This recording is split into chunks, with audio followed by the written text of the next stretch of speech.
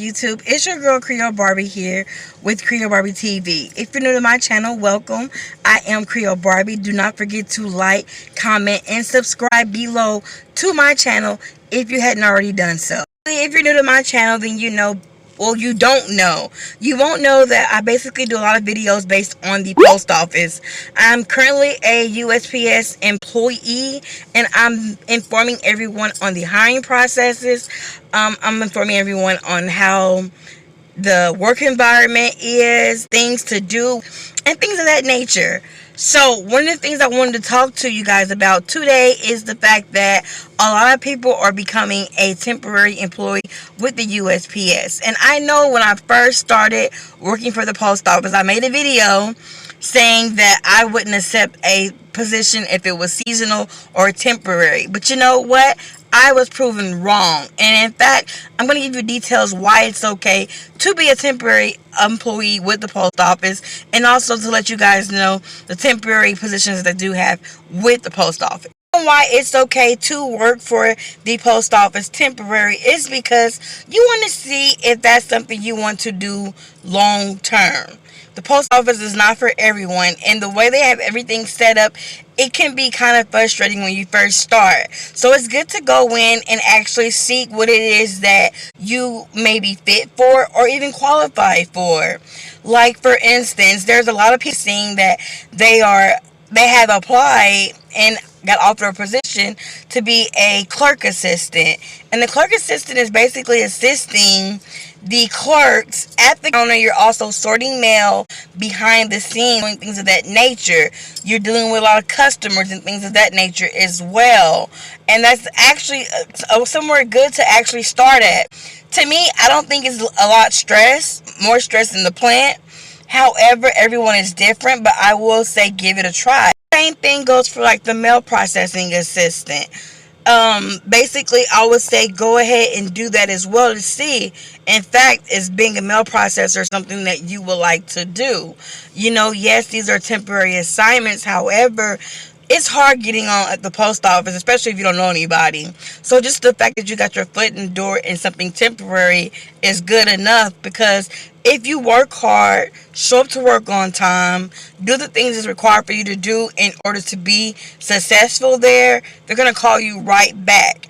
What happens is you'll be put on this waiting list to be called back. Typically, it can take anywhere between 2 to 3 months to get brought back on. However, with you already having the experience and what you've done for that current position, they'll go ahead and bring you back. So I would say if you're a temporary or seasonal worker, do not be discouraged. Do it and don't be discouraged about it, because you will be brought back. And if money or finances is something that you're worried about within that time, if you're currently working and you don't want to give up your current full-time job, and if you've been there for a while, I would say go ahead and go part-time, because even I did that when I first started working for the post office. I kept my security job and I just went down to 4 hours a day and maybe worked like 3 or 4 days a week, just to see if me being a mail processing clerk was something that I wanted to do. However, I enjoy it. Yes, it's a lot of work at times depending on who your supervisor is, but really just take your time. That's the main thing. Take your time, learn the job it is required for you to learn, and succeed at it. And don't give up. It could be stressful. It could be long hours. You're going to deal with rude people. But at the end of the day, you have to know where it is you're trying to go in life, and don't let anyone stop. The next segment of this video will be me answering my subscribers' comments below. And don't forget, if you guys have any questions, hashtag Ask Creole Barbie, and I will answer those questions in the next video. One of my subscribers had asked me to basically go in depth about your first day working at the post office, what type of attire it is required for you to wear, and things of that nature. So if you're working at the plant, if you're a PSC, you're not going to off the flip get a uniform, okay? That's number one. So basically what I do is I wear comfortable clothes. I wear either a hoodie if it's like mild outside, because in the plant it's hot. We have air conditioner, but it's freaking hot. I guess because with the on the second floor in automation, it is freaking hot. So I try to wear as light clothing as possible. I don't like to layer up unless it's the winter time or I'm able to take things off. I also wear a pair of yoga pants. There are people that wear leggings and things like that, but honestly, you guys have to realize when you're working in the post office, especially the plant, there is a lot of people that's in there, and I don't want to say perverted men, is to make sure you wear comfortable shoes. And I mean comfortable shoes. It has to be leather shoes because if anything drops on your foot that's heavy, you can break your toes. So therefore, either wear steel toes or something that's leather in order to keep your toes safe. Another thing is when you wear those shoes, go a size up or two. And the reason why I say that is because you're walking on concrete floor. And concrete hurt, especially if you have the wrong type of shoes on your feet. Be sure to have your comfortable as well as what you're wearing because you're going to be moving. You know, the post office is the hustle and bustle. It's basically to get that mail processed and get it out. And once you're done, go ahead and get the next dispatch out on time as well for the next shift. So you don't want to be in there wearing uncomfortable things. So the next question basically is the same question about the apparel of what a new PSC should wear when entering the post office. So another thing is that she asked what type of things you can bring in. So you can bring in earbuds to listen to music. However, you must have one ear in and one ear out.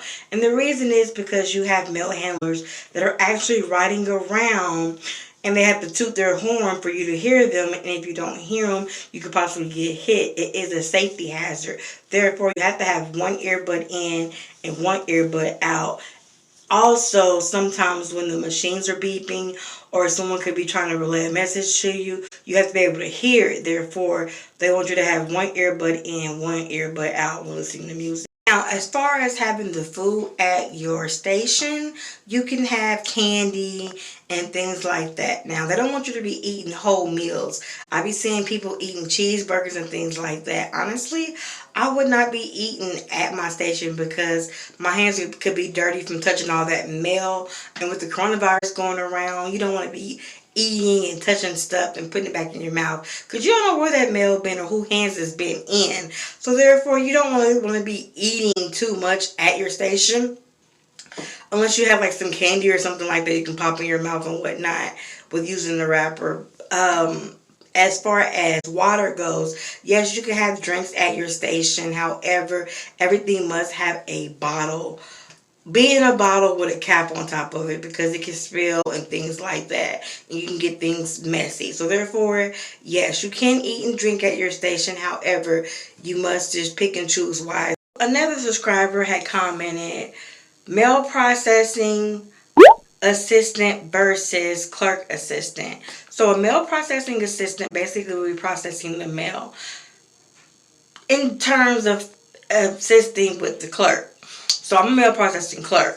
I work in automation. So I process mail through a machine either called DBCS or DBS machine or a MMP machine, which is outgoing mail. So everything that I do is ran by a machine. However, I don't know if you will be sorting mail or how you will be processing your mail, but how I process my mail is through a machine. So that's a mail processing clerk or assistant in terms, all right? As far as the clerk assistant, they pretty much deal with the lobby, assisting with the clerk, dealing with the general public, and things like that. They also sort mail as well. They're not really working with the machine. I could be wrong, but generally they're not working with the machine. Everything is being processed or sorted by hand, especially at a station. Pretty much when you're a mail processing clerk at a plant, you're processing all that mail, getting everything ready for the clerks at the station. Some stuff they still have to process by hand, but generally for the most part, we pretty much do everything by the machine for them and get it all sorted out and processed properly. Your subscriber commented, what are the work hours like for a mail processing clerk? So for me, because I work at a plant, my hours are from 12 to 8:30. I work 40 hours. I can work overtime if it's optional. Sometimes it will be mandatory, but for the most part, I pick and choose when I want to do overtime. Now, we have 3 different tours at the plant. We have tour 1, which will be like from 8:30 to 5. Well, yeah, 8:30 to 5. And then you have like tour 3, well, tour 2, which is from like 7:30 to 3:30, or 7 to 3:30. And then you have tour 2, which is my tour, 12 to 8:30 or 2 to 10:30. Because each of those tours have like a 2-hour window where people come in early or they come in later. So it just all depends on what tour you're on and which location you're at. At the plant, for me, I get a lot of hours. I get my 40 hours. However, at the station, I've been hearing clerks saying they only get 20 hours. So basically, it just all depends on where you're located. And then there are some other clerks that tells me that they work at a station that get 40 hours. Another subscriber that commented, would I suggest someone to move out of state from the East Coast to the West knowing that the position is not permanent? No. The only time I would relocate is once I became career. I wouldn't relocate any other time, especially if it's not permanent, because what if things don't work out and you're out of a job and you're in a new state, cost of living is different and things like that. So only move when you know for a fact that that job or position you're going in is permanent. Once you become permanent, you can actually go on light blue to do your transfers to a different state. So therefore, I would just basically ride it out. If I would do anything temporary, it would only be within my city and my city only. I wouldn't relocate just for a temporary position. Another subscriber commented, do I know the difference between the PSC and the mail processing assistant? And do they still have the same similarities when becoming regular? So a mail processing assistant, no, that is a temporary position. Therefore, you have a term that you do and that the post office will let you go. As far as it goes, as the Postal Service employee, and they're on a 360 with the 5-day break, meaning they work 360 days, they're let off, they're evaluated by their supervisor and another higher boss. Once they come to terms with that PSC done good for the year, they'll go ahead and bring them back on another 360. That continues until that person becomes regular. How you become regular is basically when a person retires, that moves you up on the seniority list to becoming regular.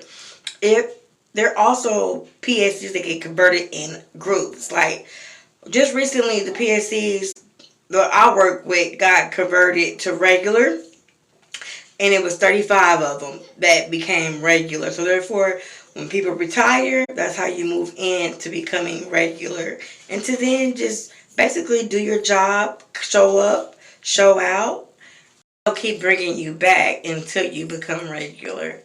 And it's so you could be a PSC for 2.5 years, or you can be a PSC for 5 years until you become regular. It really all depends on when people retire and how many people are retiring. I always feel like when you work at a plant, you have a higher chance of getting converted quicker than you do if you're working at a station because it's smaller. Subscriber commented, can I get full examples on the 476 practice test? I personally can't give examples. However, if you were to go on Google and type in 476 practice test for the postal exam, they should have some similar questions that will be on the exam that you can study off of. There is a study guide. I will put in like 476 study guide for postal exam and things of that nature in order to get good practice before you take that exam.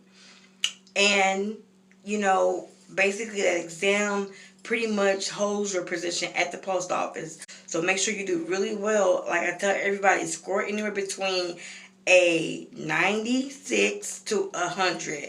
A high 90 to 100.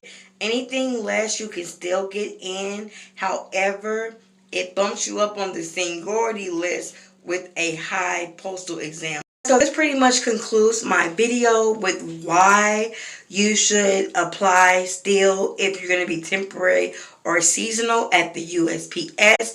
Also, this answers all the questions that I've been getting on my segment. Thank you so much for all you guys' support. If you hadn't already, be sure to enter into my $200 giveaway. I'll be giving $100 to each two people who wins this giveaway. The way you enter is comment on the video, $200 giveaway, put enter me, and then on May the 8th, I will be doing a live, and I repeat, a live drawing, and therefore May 9th, I will announce the winners and give out the prizes. So therefore, be sure to do that if you haven't done so already. Be sure to like, comment, and subscribe. Thank you guys for all your support. In the meantime, just got off of work, and it's time for me to take a shower and relax. So I will see you guys on the wayside. Deuces.